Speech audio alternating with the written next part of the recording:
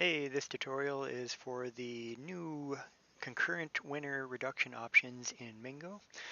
I'm going to jump right into it. I'm probably not going to cover any of the normal stuff, it's just going to cover the new options in the new software version. So if you come into Mingo controls, you do need to be using this option, which reduces the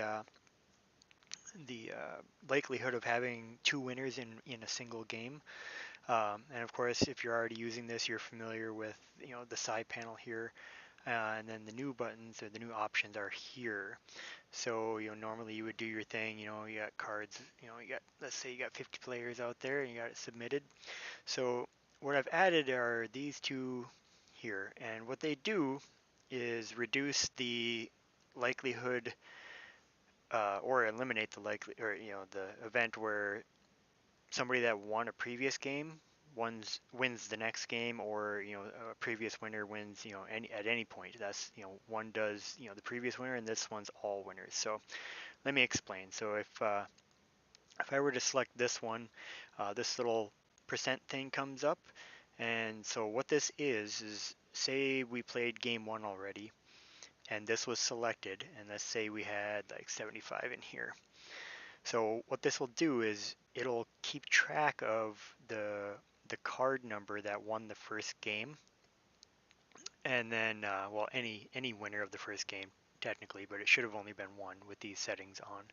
But it tracks that, it holds on to it, and then when you load the next round, if you were to load over here, it will when it sees the first and second winners, obviously it doesn't tell you, the user, but when it sees it, it compares it to the one it saved.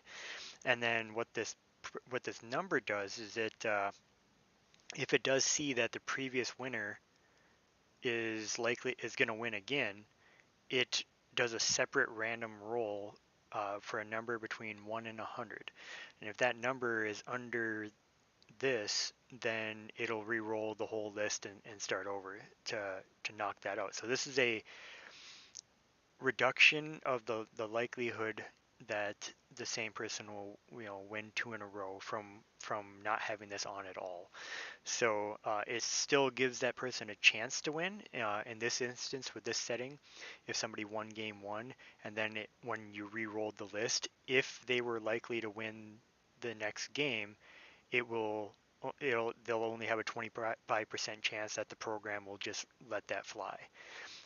So if you put 100 in here, or anything more, I mean it's pointless. But if you put 100 in here, it will not allow the person that won the previous game to be in the first two individual winners of the next game, that it's checking for, with those numbers that it gives you. So for example, these two here, it's going to be on song 18 and song 21, but whoever those individual winners are, that's what it's checking compared to the last game.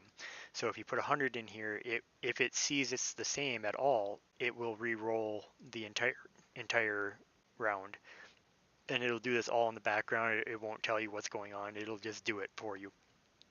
So that's how that works. So personally, I don't recommend doing 100% reduction unless you have a very specific reason. I can think of maybe a corporate event where there's very valuable prizes being given out for each round, or whatever the case may be, and you don't want to allow people to win more than once. Then I would put 100 in here. But normally I'd put like a 75. That's a large reduction in the likelihood of somebody winning twice in a row for this particular option. So that's the number I recommend for that. And then the other check mark, this is for all the winners, for the whole evening. So like very common for when we use the program, it's we do 8 rounds.